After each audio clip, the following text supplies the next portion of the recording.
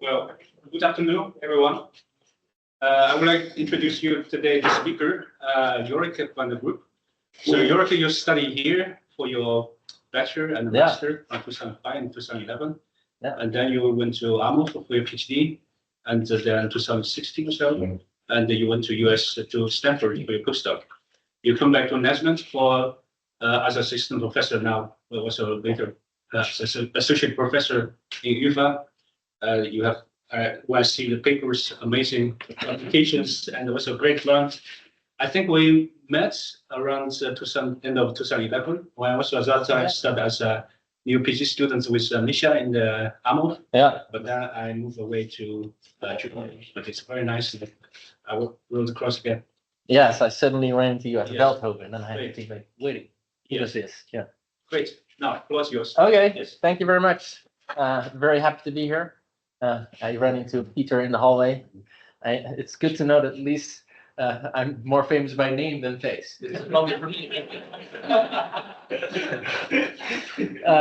Yeah, so for me, it's been 15 years or so since I've been here in the building. So it's also fun to look around and see you doing reconstructions.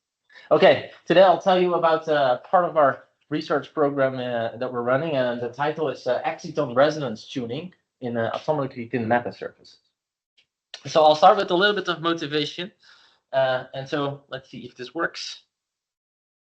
Probably have to click here.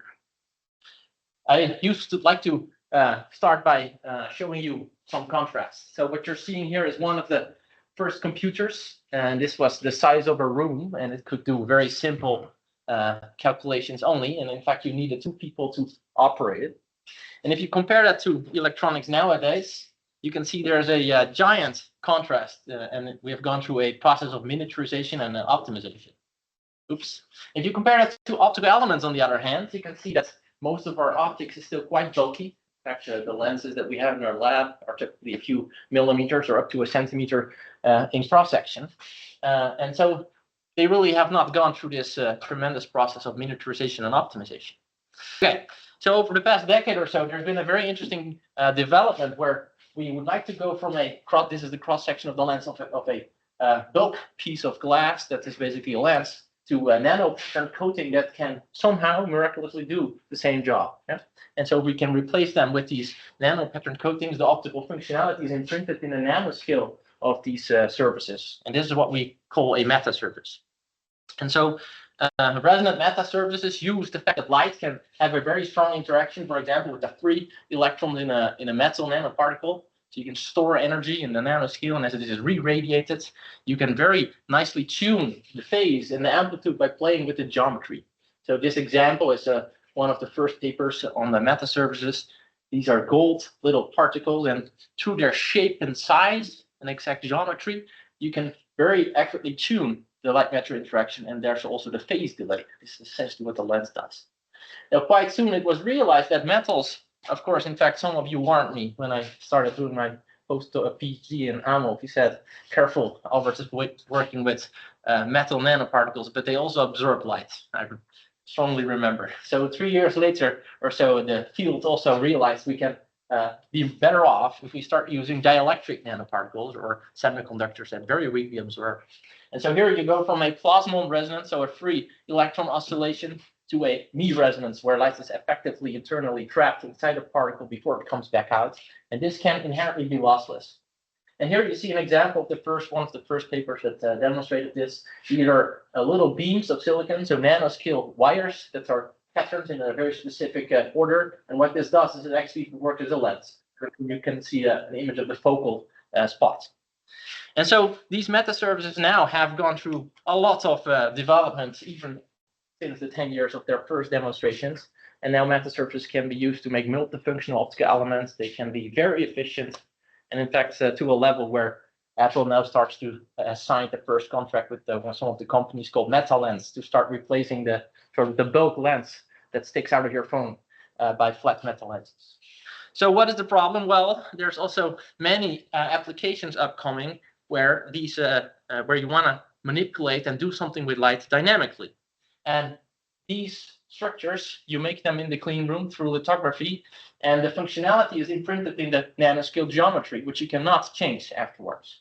So it's very difficult to tune the optical function of a metasurface dynamically.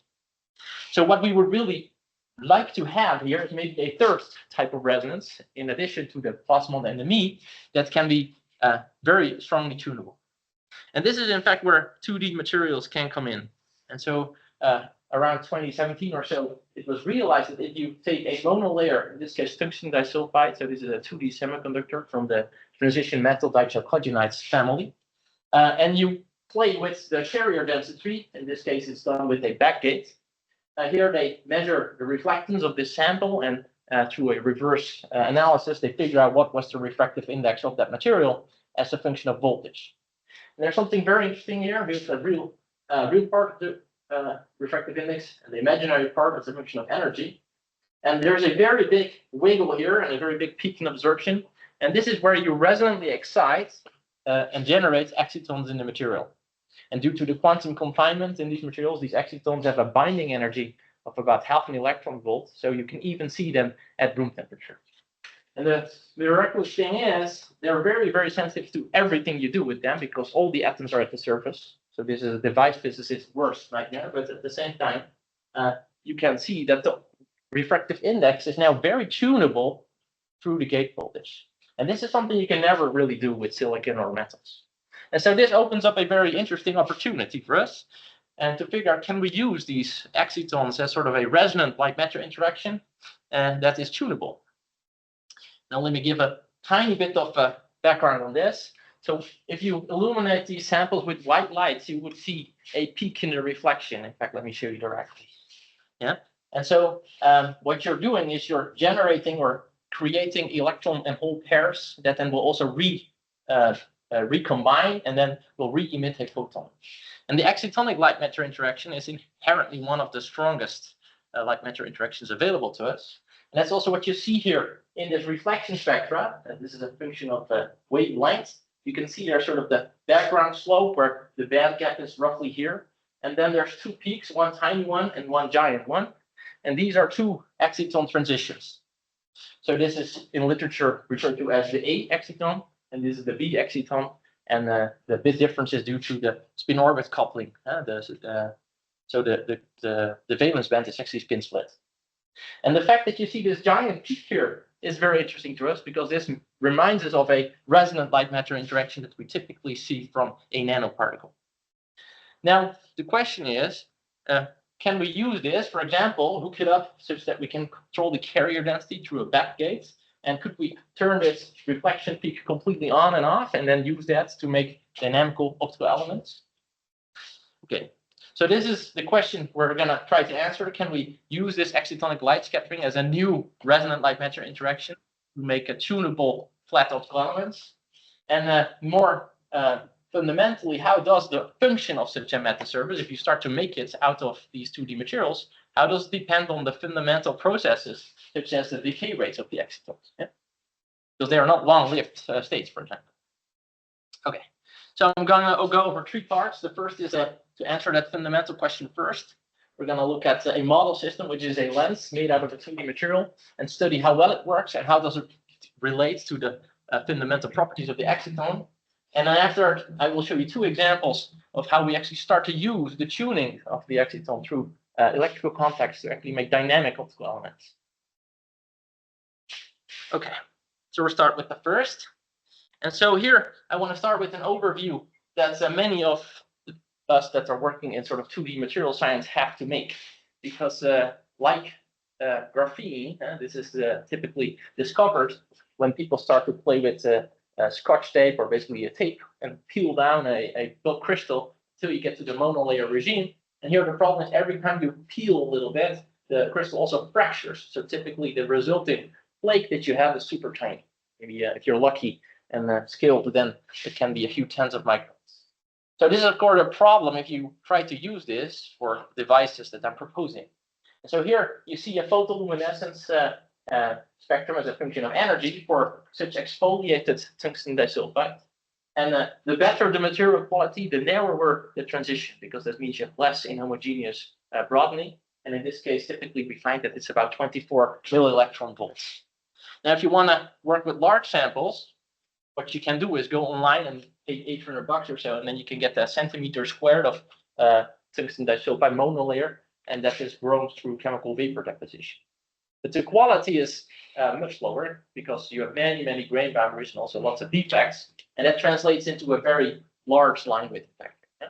So what we really want is the quality of this, but at the scale of this. And so luckily for us, one of our collaborators invented the technique to do that. It's called gold-assisted exfoliation. I will not go through all the details, but basically you use the fact that if you evaporate gold onto a silicon wafer, which is basically polished to atomic smoothness, and then the top of the gold will be rough, but the bottom of the gold will be almost atomically flat. So if you rip off the gold from the surface, you have almost a perfect template to bond to Van der Waals material, and then you can selectively peel off only the outer layer of a bulk crystal. So this is an amazing technique, but what you see here is a monolayer, and this is a millimeter. And everywhere in between the dashed lines, you have a monolayer of TMD. That's all from a single crystal material. And of course, there's also some imperfections like bulk or slightly thicker layers. But this is insanely large, and it's only limited by the size of the source crystal. Yeah, so if you can find a bigger crystal to start with, you can now exfoliate monolayers with very large areas and very high qualities. What was this next? A gold-assisted exfoliation. I can show you a backup slide maybe later on. Yeah, we've now also started to do this in our own lab and made some improvements. But yeah, once you get the hang of it, it's amazing how well it works. It's not scalable for industry, but for labs, it's yeah, you can really start to think about this as a thin film, like you deposit rather than a flake that you have to find. Now, if you would be able to have very good eyes and a projector that's high quality enough, you could see something maybe here, right here. And that's in fact, if we zoom in here on the right, you can see what we use lithography to pattern a lens. This is what we call a zone plate lens. This is patterned directly in the monolayer. So everywhere around this is where there's tungsten disulfide, single atomic layer. And the fact that you see it gives a lot of contrast here also tells you something already about the light matter interaction of this monolayer. It's very strong.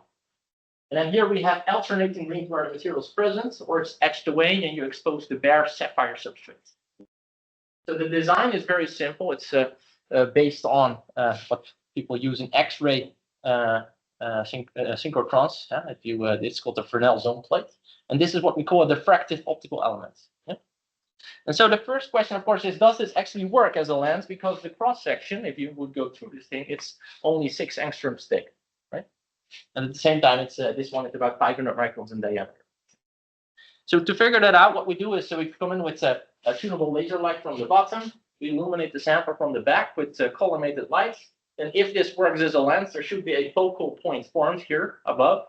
And we're trying to find that by mapping the sample with a APD in a confocal geometry. Yeah? So we scan the light in X, Y, and Z. And if it would work, we would see a focal point somewhere here. And indeed, if you do a cross-section from XZ, you can find that 2 millimeters above the surface roughly, you see a very bright focus forming. So this data measured on the lens. And then if you take a cross-section at that point, you see that there's a very nice focus. Yeah. And in fact, if you fit a Lorentzian or actually Gaussian to this thing and you do the math, you can see that for the NA of this lens, it's actually diffraction limited. Now, interestingly enough, if you look at the count, I didn't put the numbers here, which is a bad habit, I guess, but if you look at the intensity, it's about 1,000 times as bright as the background. Huh? So the intensity here is 3 orders of magnitude bigger than here. That's quite surprising on the one hand, because this is a monolayer lens that suggests that this does quite a good job of focusing light. Now, to figure that out a little bit more, what we can do is actually do a careful data analysis and fit this thing with the Gaussian and do an integral and figure out how much power is actually in the focus. And then we can compare that to the power incident on the lens and take the division of the two and get something as an efficiency, a focusing efficiency. Yeah, and then we do that and we scan the wavelength and we redo this experiment for a bunch of wavelengths. If you map that, this is the focusing efficiency. So the power in the focus divided by the incident power as a function of wavelengths. There are several interesting things to see here. First of all, the efficiency is in fact very low. That's also intuitively reasonable because the light matter interaction is really limited by the atomic scale light matter interaction. And at the same time, we see a very bright focus. I'll get back to why that is possible. The other thing is we naively expected, just like in the reflection spectrum, something of a peak in the efficiency as a result of the exciton, but instead we see this weird asymmetric line shape. So where does this really come from? Well, first we can start to realize what are we actually measuring in the focus.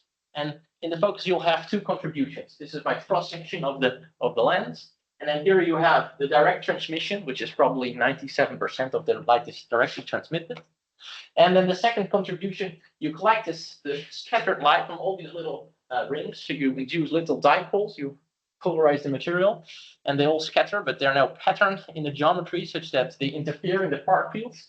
And you collect all these little contributions in the focus. And interestingly enough, because the lens is 500 microns in diameter, even if you collect this with half or 0.1% efficiency, all this light is concentrated in a tiny spot. And so at that spot, the intensity of all these little contributions is still about 1,000 times as bright as spectrum. Yeah? And then you can ask yourself the question, okay, if it's true that the scattered component is so much bigger than the direct component, what really dictates the scattered contributions? Well, if you approximate this as dipolar scattering, you know that from a dipole, the power scattered by a dipole scales with the susceptibility of the material squared. And for those that don't recognize this, this is essentially the dielectric constant -1, or the refractive index squared -1. Yeah. So if this is true, we should be able to explain that asymmetry by looking at the susceptibility of the material. Now, the trick you can do is you try to quantify this susceptibility by taking a reflectance measurement. So this is the reflectance vector measured on the same flake, just next to the lens, essentially. And here you see that sharp, roughly symmetric peak that I already showed. And then you can do a numerical fit to the reflection data and retrieve the susceptibility. It's a very simple planar problem, which you can express analytically and do an inverse routine where you extract the susceptibility. If you do that, this is what you get. And here I already plot the susceptibility squared. You already may recognize that weird asymmetric shape. Yeah? So it's really the material properties. Now, if I overlay this qualitatively, because we have two different axes here, this is for the susceptibility squared, this is the focusing efficiency. Yeah, it's not perfect, but you can already see that the trend at least seems to match quite well. Now, we can dive a little bit further into that susceptibility, and you can write it as a background term for all the higher energy transitions, and a Lorentzian term that has been rewritten a little bit to take into account that this is a atomically thin film. And then you can express it in terms of the resonance energy, yeah, as well as the radiative decay rate and the non-radiative decay rate of the exciton. And if you then take the data that you retrieved and you look at these rates, you can see that the radiative decay rate is about 3 millielectron volt if you multiply it by h bar, of course. This tells you something about how fast light comes back out in a radiative manner. But at the same time, the non-radiative decay rate is more than an order of magnitude bigger. If you take the ratio of these two, or in fact, if you take this one divided by the sum of them, you get what we call the quantum efficiency of the material. And it's actually quite low. Now, this is actually well known. But here you can now relate essentially the optical function of the lens to the decay rates of the exciton. One final step you can take to study this a little bit more is realize that this thing is mostly dominated by phonon-mediated scattering. So excitons that scatter from phonons and therefore lose their energy. And phonons, of course, are temperature dependent, the phonon population is. So what we did next was try to build a sort of a cryostat. So this is a temperature dependent setup where we can place the sample here. We do a similar experiment. We come in from the back. We form a focus inside the cryostat that we then map onto a camera to again study the focusing efficiency. And at the same time, we can use a lamp in reflection to do also the reflectance spectroscopy to again retrieve the susceptibility. And if we now compare them side by side, this is the focusing efficiency as a function of wavelength, and this is the reflectance as a function of wavelength. We start with basically room temperature. You again see an asymmetric shape in this efficiency and a roughly symmetric peak in the reflectance. And as you cool the sample down, you see something that you would expect from a semiconductor. The band gap increases if you cool it down. But at the same time, you start to suppress the phonon occupation, And as a result, the line width decreases a little bit, and the amplitude increases. Yeah, so effectively, you're increasing the quantum yields of these materials. Now, if you do the same numerical analysis that we did at room temperature, you can again extract the decay rates, and you see that the radiative part is roughly constant. That's well established in literature also. But the non-radiative part drops down to a lower level when you start to cool it down. In fact, it's a little high, and that has to do with the fact that these experiments were very tricky to do and took about a year, and the sample deteriorated a little bit before we get to this stage.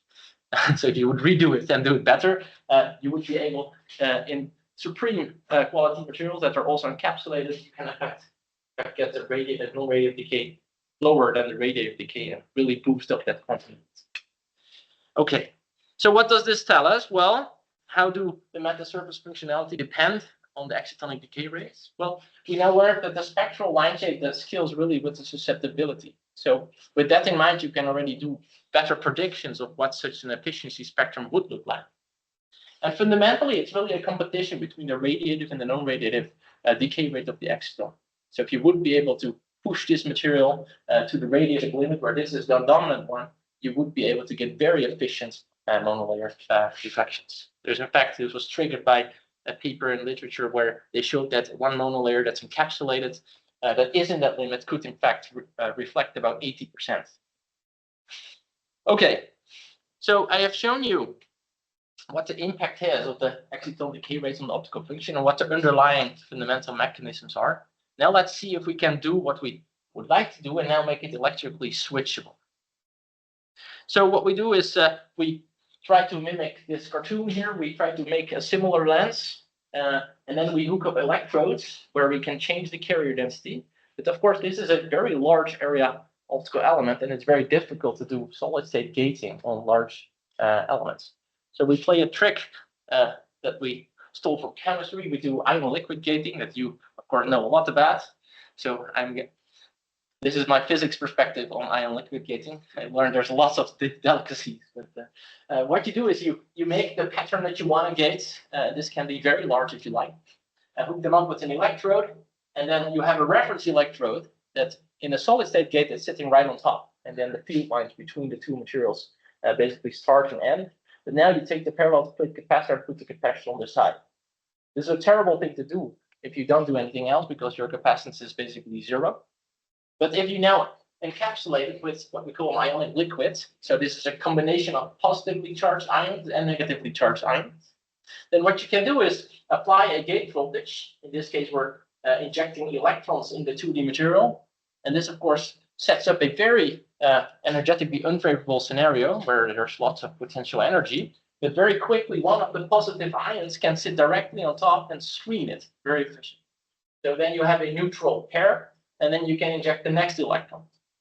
And because these ions can sit directly on top of your material, this actually has what we in electronics is a very, very small gate oxide thickness. And so the capacitance is actually huge. So with very small biases, you can induce very large changes in the carrier density. So of course, we do this in our case in a sample that looks like this. This is our lens. We have a reference electrode, then we encapsulate it with the covering glass, and this is thermoplastic.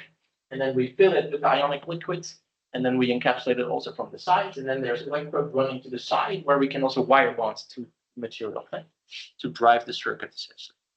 So the first thing you want to do is do a little test to see if it actually works. And for that, we do something very simple. We make little squares of tungsten disulfide that are isolated from its surrounding, and then contacted with a gold electrode, and then the reference electrode is somewhere very far away. Yeah. And then this is your device. What we can do is very locally measure the reflectance spectrum with the confocal microscope. And if you do that, you again get this strong peak in reflectance.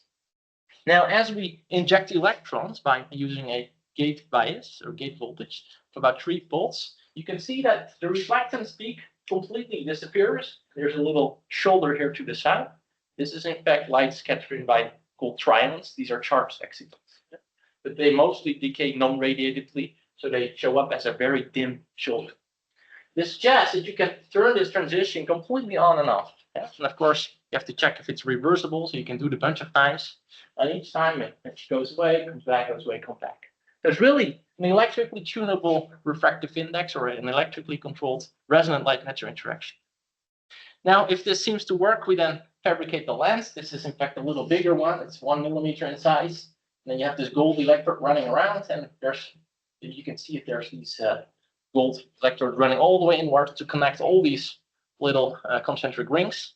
And if you zoom in the middle, you can recognize this is the pattern that we're trying to design. And this is, the projector is not very visible, but you can still see the little rings that you saw also in the previous sample. So now we do a similar experiment.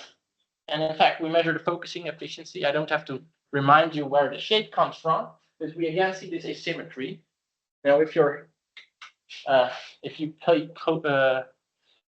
close attention, you see that the asymmetry is less than in our previous sample, and in fact, also the line widths are larger. This experiment was done before the other one, and here we used CVD grown materials. You can see that you pay a big penalty, in fact, for using the CVD. However, if we now make a bias, so place the bias back on the sample, and we measure the same spectrum, you can see that the asymmetry has completely disappeared, and it's now just a flat line essentially that drops monotonically. And then if you turn the bias back off, it returns this asymmetry, and now it has even increased. And this is in fact due all the nanofabrication steps induce a whole bunch of defects in the material. And every time we start the gating with the first cycle, the quality of the material improves because you passivate some of the positively charged defects. If you keep switching back and forth, you switch back between the black line and the blue line. Okay, very interesting, but what can you do with it? Well, you can pick these two, and then, for example, a wavelength right here, you can place your eye or detector in the focus of the lens and actually start to turn the lens on and off. So you, in the red areas, as a function of time, we apply the bias, and then we turn it back off, and you can see that the focal spot jumps up, it basically appears and disappears. So you now have an electrically tunable lens where you can have about a 33% intensity modulation with a material that's just 6 angstroms thick. Okay, so this is sort of a first demonstration. It's a, well, you can call it a metasurface or a zone plate lens, where you can use electrostatic quenching of the exciton to really get a very large tunability. But if you're a critic, you can argue it's great, but look at these efficiencies. This is still 0.06. So for all practical purposes, these are almost transparent optical elements that may have niche applications. But for most applications, you would want a higher efficiency. And that's true. And the reason why it's so low, it's really the optical pot length is just 6 angstroms. So in our next demonstration, we set out to tackle that. And here we need to do something about that light matter interaction. And the way to do that is by making a hybrid 2D metasurface, as we call it. It's basically a dielectric photonic structure in which we integrate a 2D heterostructure stack. And here the dielectric metasurface has the role to basically enhance the light matter interaction. And the 2D material has the role to add the tunability. Okay. So how do we do that? Well, we start with something that is established in literature. Materials, because they're at the surface, the excitonic properties are much better and more pristine if you protect them from an irregular environment. And one way to do that is to actually sandwich it in between another 2D material, in this case HBN, hexagonal boron nitride. This is an insulator, very wide bandgap insulator. And because this is also a van der Waals material, as we call the 2D materials, this material is very well protected from local charge fluctuations. And what you see is that the quantum yield of the exciton is much better. So that's role 1 of this layer stack. But at the same time, we now also place a back reflector, and this has a refractive index of about 2.6. And you can set up an interference resonance in this layer stack where you can vertically recycle light. Yeah? That's step 1. But at the same time, if you look at this from another perspective, you can also see, hey, this looks like a slab waveguide that could support a propagating waveguide mode in this direction. Yeah? So if only we could take in light, couple it into this waveguide mode, light would propagate for a very long time, so a lot of interaction time with the material, and drastically enhance the light matter interaction. Okay, so in that case, light would be propagating from left to right. Now, if you want to do that, you can introduce a sort of grating, sub-wavelength grating on top, where the periodicity is sub-wavelength. And in this case, you can use the periodicity to tune effectively the diffraction that happens. So if you have a periodic structure, you can get diffraction angles. And in this case, we tune the diffraction. And this is the momentum matching for the in-plane wave vector of the incident light. That's basically the in-plane projection of this vector, plus the grating momentum that you get, is 2 pi of the periodicity, has to match the in-plane momentum of this, what we call guided mode resonance. Yeah, you have a guided mode. As soon as you resonantly excite it, that means it can also resonantly escape. So it goes in and out. This is what we call a guided mode resonance. Now you can play very nicely with the volume of these little blocks. In our case, we use simply the electron beam resist, which is a dielectric material. And there's also a practical reason for that, because it's not trivial to make this. And if then your design is slightly off, you can wash it away and repattern the grating. But from simulations, you can see this is a cross-section of the electric field intensity enhancement. So the intensity divided by the incident intensity. At this spot here in blue is where the monolayer is. You can see that it reaches an intensity enhancement of about 75%. And that's because light spends a lot of time in this cavity before it couples back out. And this is very beneficial for our light-matter interaction. Okay, so we can first see what happens in the simulations. And maybe unintuitively, we start by an n-doped regime where we quench the exciton. Yeah. So we know from some test experiments how far can we quench that exciton. And in that case, it's almost gone. And then we design the cavity to be what we call critically coupled, meaning light is 100% absorbed in the material at this resonance wavelength. And this absorption occurs primarily in the backgate. And light propagates here. The monolayer has no exciton because it's quenched. So there's only very subtle sub-bandgap absorption. So all the light is actually coupled and absorbed by the gold. So in this case, we turn the bias on and we strongly n-dope the material. Yeah.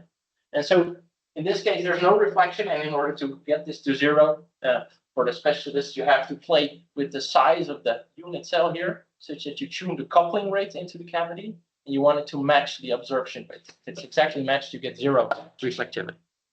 And then if we turn the exciton back on by turning the bias to zero, in fact, what you see is the excitons reappear, and you see that this peak suddenly splits.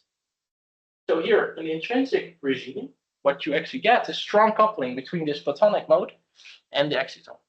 So in other words, you drive the photonic mode, it's strongly absorbed by the exciton. So the exciton and the cavity exchange energy very quickly, quicker than the typical decay rate.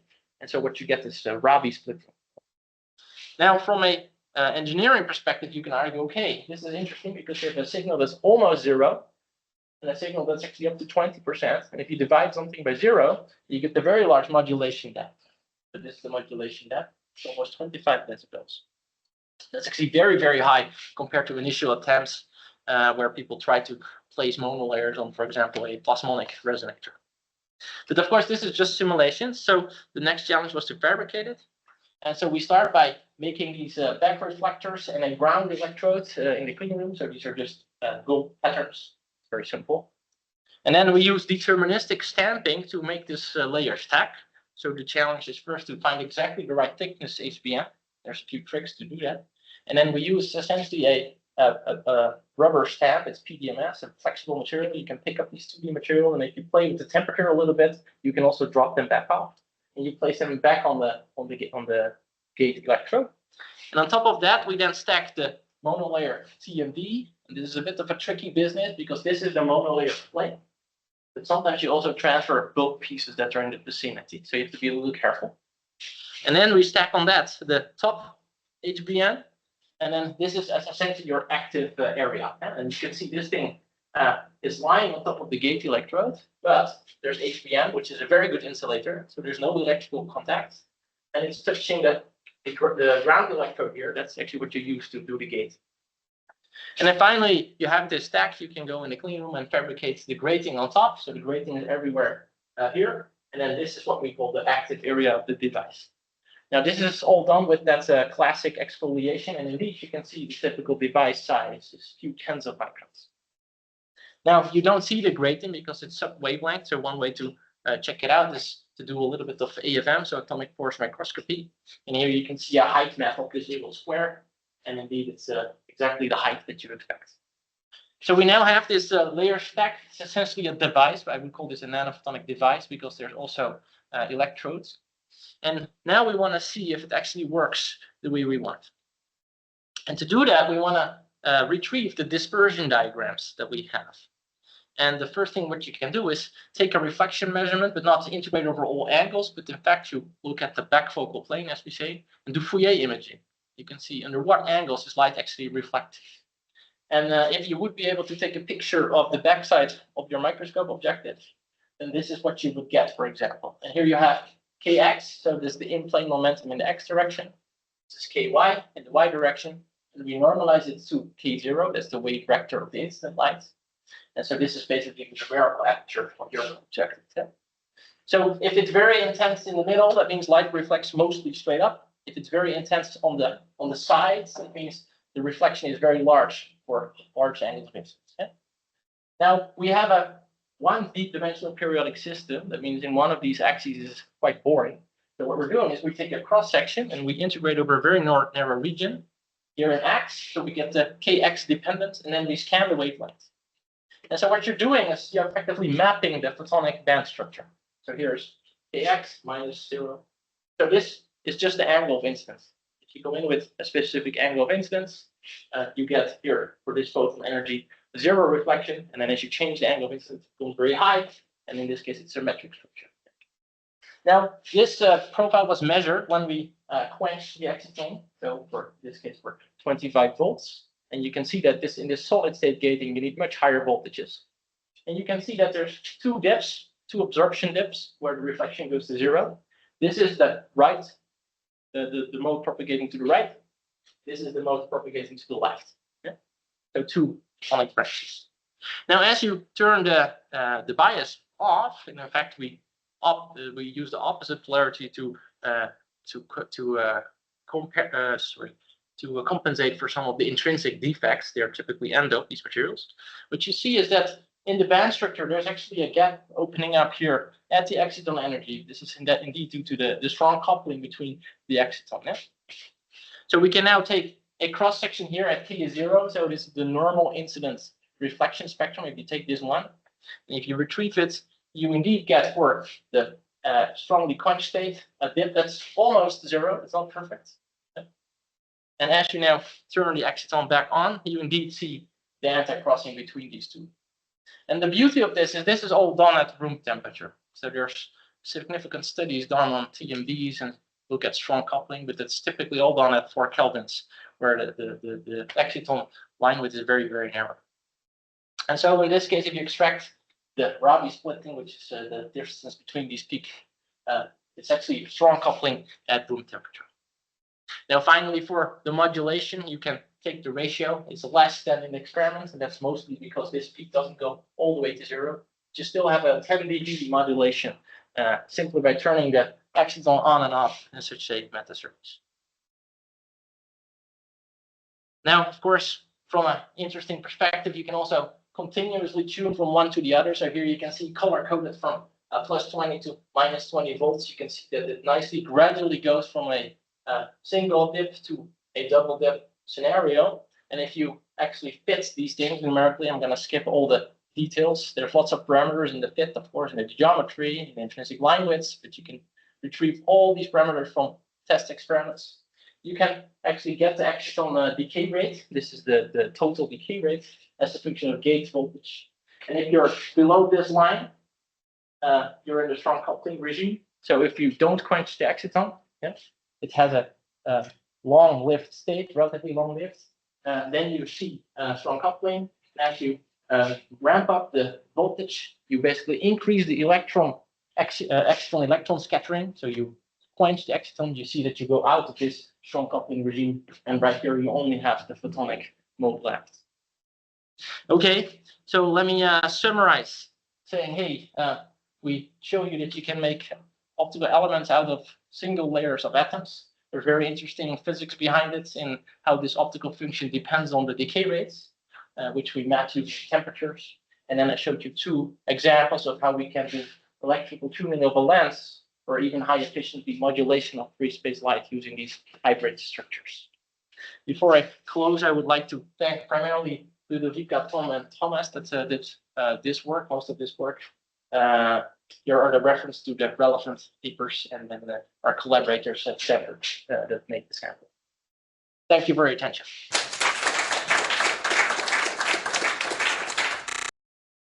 Thank you. Yeah. This very nice talk. Is there any questions from the audience? No.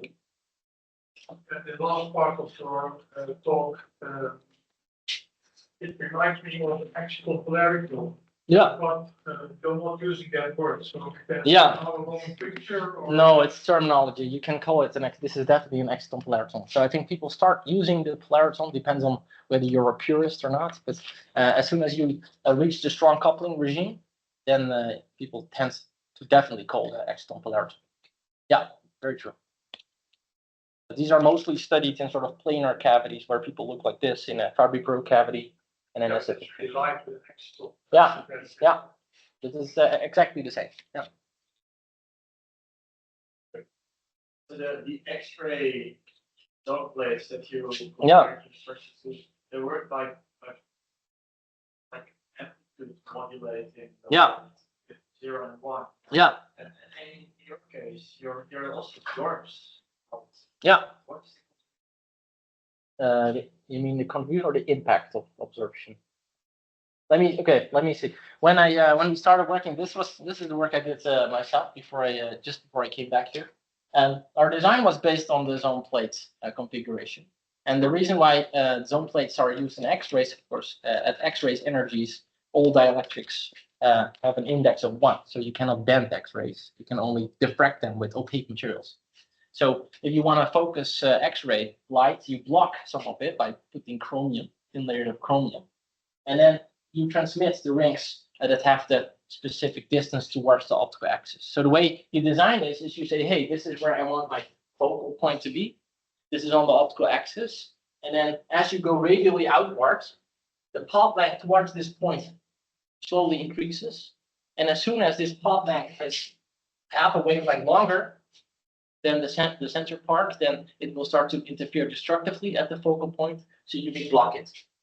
And then as soon as it's exactly 1 wavelength away, then you would simply transmit it. That's how zone plates work. And then just by, if you put the focal point very far away, the rings would get bigger. If you put it very close, the rings would get closer and smaller. So the design is super simple, but it's based on amplitude modulation, exactly like you suggest. So the first thing we did was look at the transmission spectrum of a monolayer TMD. And in transmission, it looks like this. We know now there's some reflection and there's some absorption. There's definitely also some absorption, 2%. And so our naive argument was, okay, this is a roughly symmetric dip in transmission. So if we convert that to optical contrast, there's a little peak in optical contrast. And this is also why we expected to see just a peak in the efficiency spectrum. But the beauty in some sense is this is a, as you nicely point out, this is a binary, it's 1 or 0 essentially, right? Because in our case, 97% of the light is actually transmitted. And what you're doing is the material is very thin. You're driving essentially local dipoles. Polarizability of the material dictates the size of the dipole. And then all these little dipoles, all these little rings, they scatter light, and all the scattered light coherently interferes in the focal point. And then it turns out, and that's why I already explained to you where the asymmetry comes from. The direct transmission of the light is much, much smaller than if you concentrate with 0.1% efficiency light from, I don't know, 1 million square microns into 1 micron. You have a concentration factor of 1 million. Even if you do that with an efficiency of 10 to the minus 4, you still have 100 or 1,000 times the intensity of the background. So you have to, if you have semi-transparent materials, you have to carefully think about how to interpret the diffraction. I think because these are sort of atomically flat films, I rather think about it as a scattering problem. That told me that there are at 600 nanometers, these rings like absorb 2% of the light. Mm-hmm. That's where they work a little bit like this, by blocking parts of the light and being transmitted. I would also believe you if you then showed like this symmetric. Yes. Focus. Yes. So why is it not like that? Because it also re-radiates, and so this is to me very intriguing. But if you think back to sort of the motivation or the higher level perspective, in photonics, we're used to working with, let's see, metallic or dielectric particles as resonant scatters, and the light matter interaction is fully coherent. You store the light temporarily; it doesn't lose a phase information with the instant light, and you can play with the size and the shape to control a little bit at what point does it come back out. But there's still a phase relation. And you need that phase relation because all these particles scatter a little bit of light and they need to interfere in the far field to have an optical function. So you need to have a coherent light matter interaction. Now, if you think about excitons, you can argue this is a quantum mechanical two-level system, and there will also be decoherence, in fact, dephasing. So at room temperature, the phonon interaction will take the majority of your excitons, kick out, they scatter from phonons, and the excitons actually lose their phase information. Yeah? And so if they radiate, there's no phase relation, so this will just be a flat wavefront, a non-coherent background. But the crucial difference, there's also, like these particles, there's also a coherence background. You can also generate excitons, and they decay radiatively before they undergo any dephasing. And that part is not taken into account in the picture that you have, where you only have absorption. And the non-dephased excitons, that's actually what gives you this asymmetry. What about the switching time of your? Yeah, very good question. It seems to be rather long. Let me disappoint you in the switching time. I have two experiments where we switch things. The first one, we use ion liquid gating, and what we're moving around are very heavy ions. Yeah. So this is the switching speed of the ion liquid cell. It's slightly asymmetric from the. So what you're doing is actually building up electrostatic double layers. The ions are moving slowly, so this is in the tens of milliseconds. It would be okay for video rate kind of applications, but for a modulator, you like this to be ultra fast. And in fact, the generation and quenching of excitons is principally super fast. It can be the gigahertz. Now, in our case, we didn't optimize for that. I don't think I brought the slides, but I can tell you that this modulation is severely limited by contact resistance. So the monolayer is basically lying on top of the gold contact. And so any transport has to sort of tunnel through the whatever van der Waals gap. And then typically from the stamping, you have some junk in between, which we get rid of through vacuum annealing. But there's a whole research field on how to optimize contacts to 2D materials. And it turns out if you have another 2D material, if you would take a little bit of graphene, for example, and place it, show you the design. Here, if you would first place a little bit of graphene on here, graphene makes good contacts to gold, for example, and then you place your monolayer TMD on top, then you would have a very good contact. So we don't have, I think it's kilohertz or so. That's it. So from a high-speed modulator, this is a terrible job. Okay. We're trying to show a concept of the hybrid platform and a proof of principle modulation, but there's lots to be improved. If you increase the ion concentration, will the ions will be. Yeah, well, let me pinpoint one subtlety here. I know Hai is working with electrolytes, and electrolytes and ion liquids are subtly different. If you use an electrolyte, you would take deionized water, for example, and then you add a specific concentration of salts that then set up the ions. And then if you add more salts to the solution, you have a higher concentration, and that actually changes the rate at which all these formation and destruction of the double layers work. But the problem with, well, at least for me, a problem with such electrolytes is that the water can evaporate slowly, and you change over time the concentration of the electrolytes. And the beauty of the ionic liquid is that there is no water. The liquid itself is made out of polar molecules, yeah, in an equal concentration. So DME and TPSI are abbreviations for very long molecular structures. So they make up the liquids, and there's only ions. And so I don't think you can increase the density if there's no solvents, essentially. Yeah. So another question. Your this phase, you also modulating phase instead of density. Very good question. Yeah. So we're just doing amplitude modulation. And actually, if you're a metasurface designer, this is terrible. You want to be able to modulate the phase, yeah, because then you can have the same amplitude or same optical function, and you can change the phase profile and do something else with light. And in fact, we're designing modulators for phase right now with a similar platform.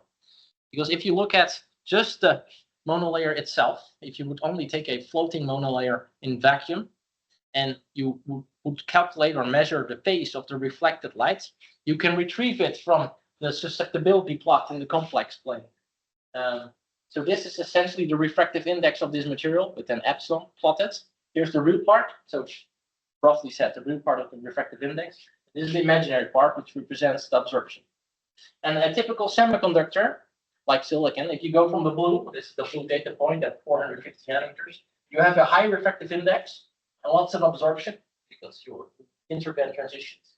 And as you go to lower energies, typically the natural dispersion is that it goes a little bit like that. So silicon goes from 5 to about 3.5 in the infrared. So what happens is you go slowly towards a lower refractive index, you move a little bit to the left. And as you approach the band gap, the absorption goes down. So you move closer to the zero. So silicon will do something like this. Right? And here you can see the data points are all very close together. It doesn't really change anymore. There's not a lot of dispersion. But now on top of that, you see these loops, a small loop and then a giant loop. Those are the resonances. Yeah? Those are excitonic resonances. And now if you want to know what is the phase of the reflected lights, you can look at this and say, okay, each of these data points actually has a vector from the origin to that data point. And the angle of that vector tells you about something about the phase pickup. And so if you ask yourself, what is the phase modulation you could get by turning the exciton on and off? Well, you would go somewhere from here to here. This is the phase pickup that you could get. Whereas if you need 2 pi phase pickup, you need to go all the way around. But this suggests that you can just a monolayer can only give you a very small phase pickup. Now this is of course where this structure comes in. If you make it coupled, and in fact, yeah, I cannot show you the design right now, which is literally what we're working on right now. But if you make it coupled to such a structure, you can also have a photonic mode. It can have a giant loop. And then what you can do is take that exciton loop and wrap it around the origin. And then you can, in principle, get full 2 pi phase modulation. It's much more difficult to do. Yeah, could you show me this backup? Yes. Of I was already looking for it. So this is a somewhat outdated procedure. This is based from the science paper that first introduced this. So you take, let me grab the stick again. You take a very flat silicon wafer, and then you evaporate gold on top. And then what you do is you take something sticky. In this case, they put a thin small molecule layer that's can be dissolved in water, and then thermal release tape, so that it's sticky when cold and lets go when hot. And then you can literally rip off, because gold doesn't like to sit on silicon or silica, because there's 2 nanometers of silica on top. And so you can peel it off. This process is already quite well established. It's called template stripping. This was in the early 2000s. This was used in the fields of plasmonic to make very smooth nanophotonic structures, so you have less surface catcher. But now, if you push this against the van der Waals crystal, this is the Vogue crystal, and this is where some of the magic happens that I don't think is properly understood, because the argument people will make it. First, what would happen? You peel it on there with a very gentle force, and you peel it back off. You only take off the outer layer, not 2, not 3, not 5, only 1. And you do it in one go. That means the crystal doesn't fracture 90 times every time you do the tape sticking. And so let me first explain what the next steps are, and then what I think is going on here. Then you place it on your substrate, you heat it up, then you remove the thermal release state. Then you dissolve that small molecule in water. So the small molecule layer is there to basically keep the monolayer clean, or the gold clean from the thermal release state. Then you use potassium iodide to etch away the gold. It doesn't affect your monolayer, and then you're left with your monolayer on the target substrate. Let me tell you this part. Let's see, putting it on the target substrate and making it stick, that is the really tricky part. Now, why does this work? There's a few hypotheses. One thing that's very well understood is that some of these TMDs, they actually have silver atoms at the outside, and silver has a very strong bonding to gold. And then the arguments they have in literature is that the bond between the gold and the silver is stronger than the interlayer bond. But that by itself cannot be enough, because the bond between my tape and the outer layer is also stronger than it. So there has to be something going on that not only bonds to the outer layer, but also reduces the bonding between the first and the second layer. And I don't think that's properly understood, but it does work. Yeah. Right now, there's many improvements made on this process. But this is the basics. Clean is it? Yeah. Very good. Yeah, also very good. It's not ultimately clean because you go through many processing steps. If you're a proper chemist, not like me, you can clean lots of things off the surface. And so you can do a pretty good job, but it's not as clean as sort of if you only do exfoliation, no stamping, no, not stacking with the PDMS stamp, only exfoliation.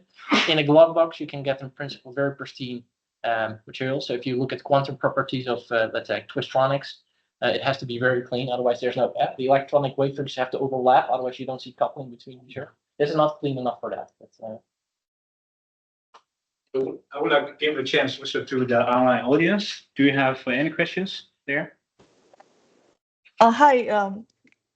Can I ask a question? I'm an external listener, and thank you for the talk.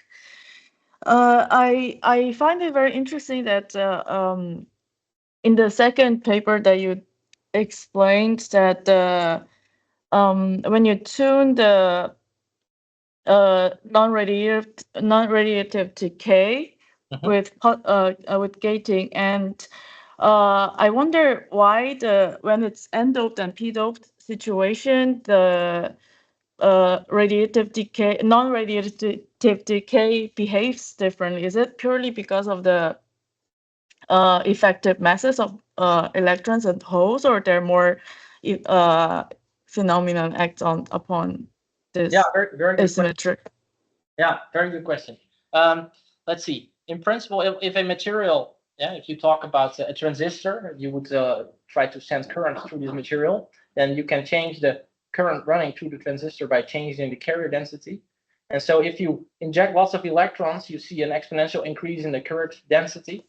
And if you can do in the current running, if you can do the same thing by injecting holes, you would call this material n-bipolar. And in principle, tungsten disilver is n-bipolar, but it has a significant presence of intrinsic defects where the silver atoms are missing.